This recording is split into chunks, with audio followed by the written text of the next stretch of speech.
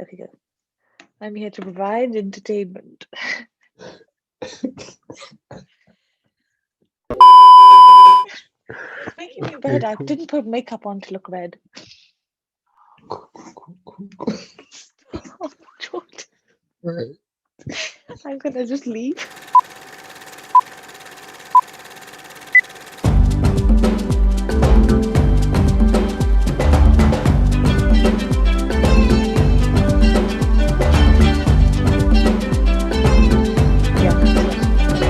Welcome to the start of season 2. So we've obviously finished season 1, duh. So we're about to start season 2, and it's really interesting because it's not how we did season 1. So Jordan, you go, you tell me about it.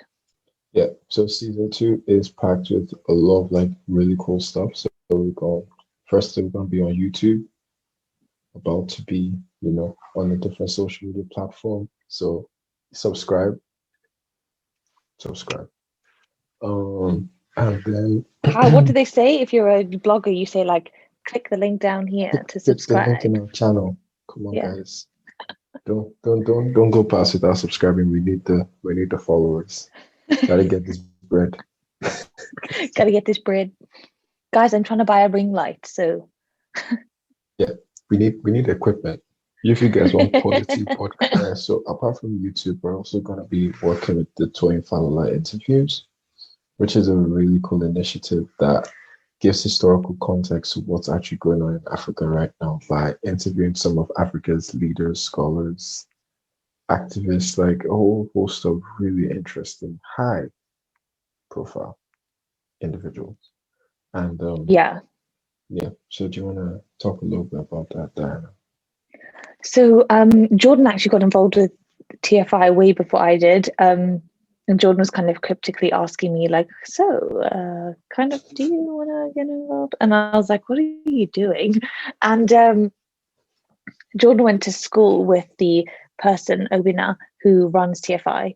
And Jordan got super involved. And it's completely like the opposite side of the spectrum to what we do. So they do history, they do like older generation, they do past, whereas we're doing much more current stuff. But it's such a good way to blend the two. So to like bring what maybe the youth aren't looking for anymore. Like we're not looking to the leaders for information, not necessarily advice. Let's like be careful about that.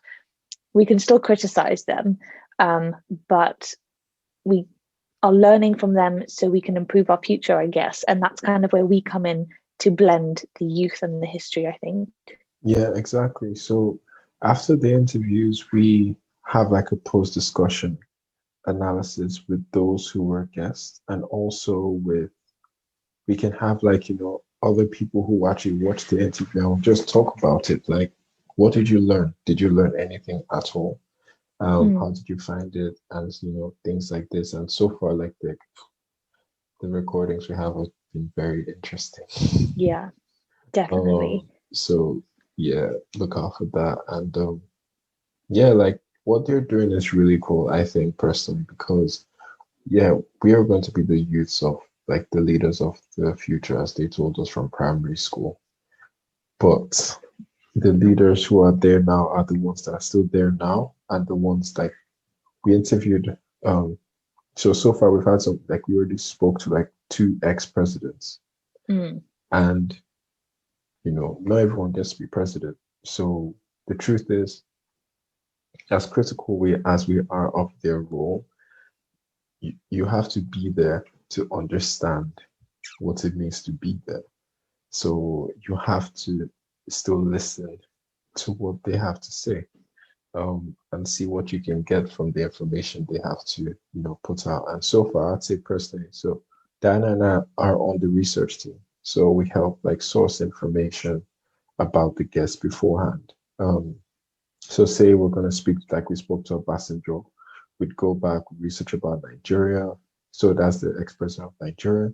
Research about Nigeria, research about Obasanjo, and then we come and discuss our findings.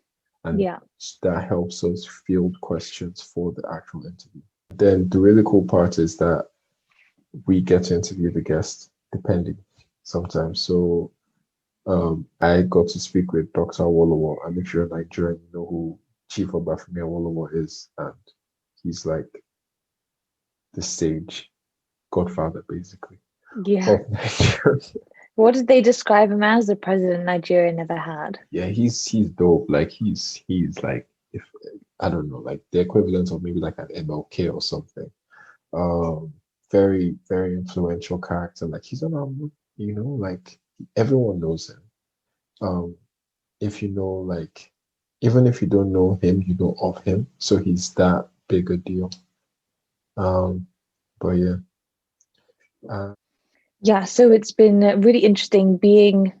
I haven't interviewed anybody yet, but Jordan has, and so that's quite cool to see and also listen to Jordan's experience, like as his friend, and also because he was interviewing someone Nigerian that's super influential. I can imagine that was like quite a big deal. But also when we do the post discussions, and as much as the post discussions are influenced by the guest, definitely bigger conversations start coming out. Like our Ghana one was so good, which obviously you'll hear. We're going to release that in a couple of weeks. Just get ready. Loading. Ginger. Loads of things happening. mm, But we know that TFI have some amazing guests lined up. And I love that we can tie that into our story and tie that in so that the youth are listening to it a lot more now. And hopefully, like the same thing as season one, disseminate as much information as possible.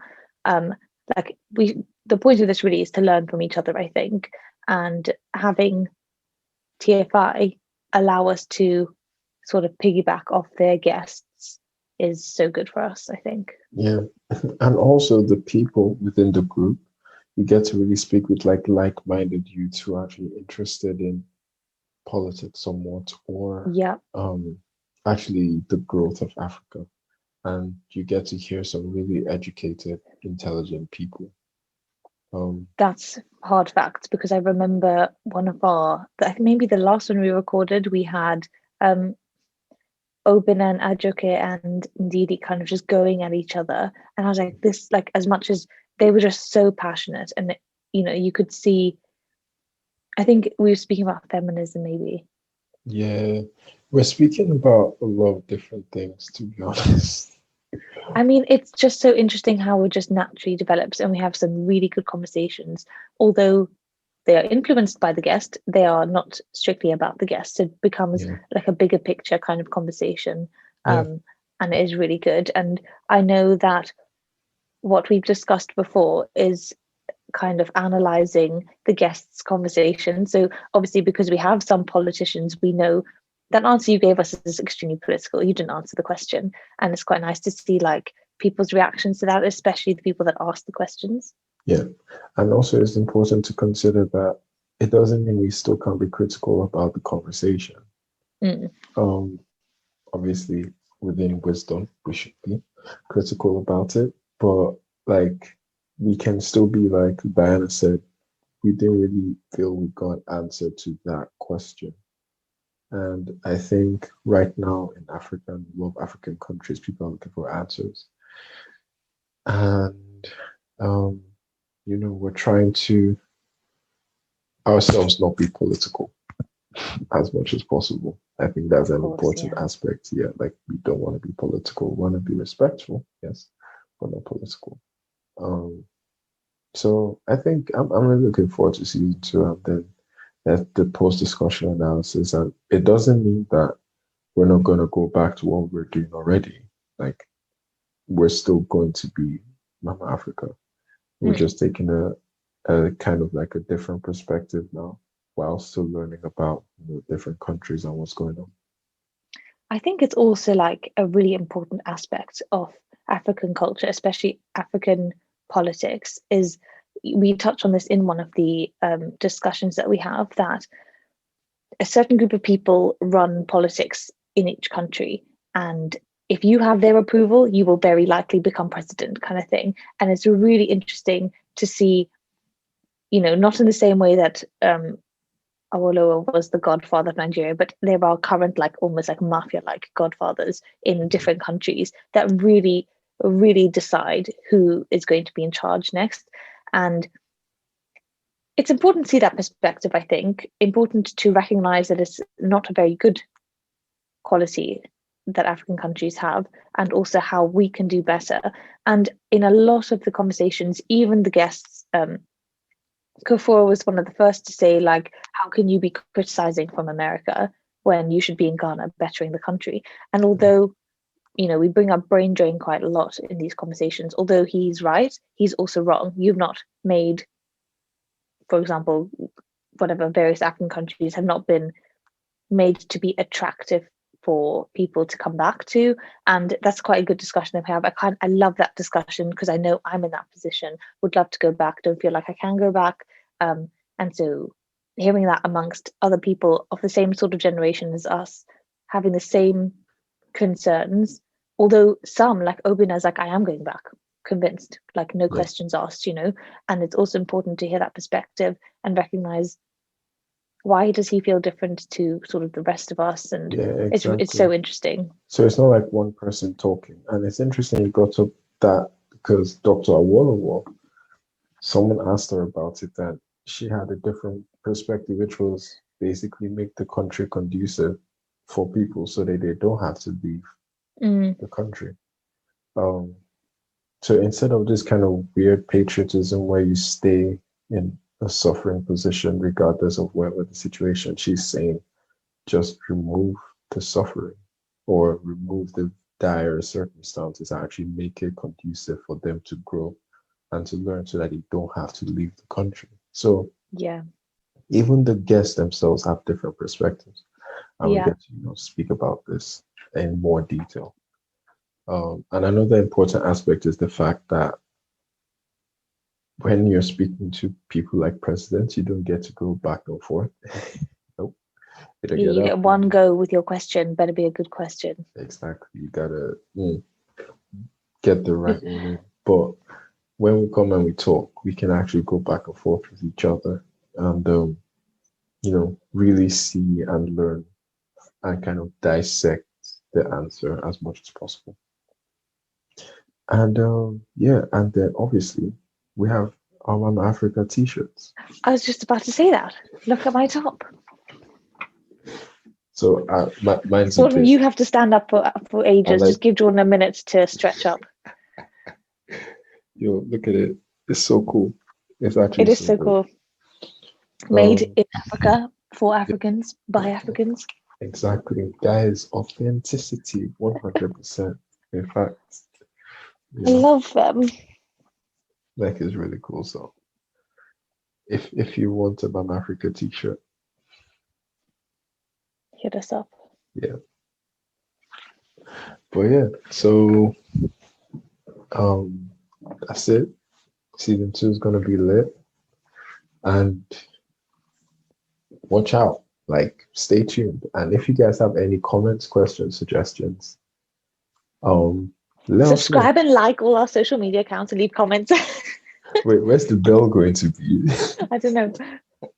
Should we just point everywhere that we can get you can see that we're not YouTubers at heart, but we're going to try. We're learning. Don't judge us. But all right, guys. Thanks for listening. Season 2 loading.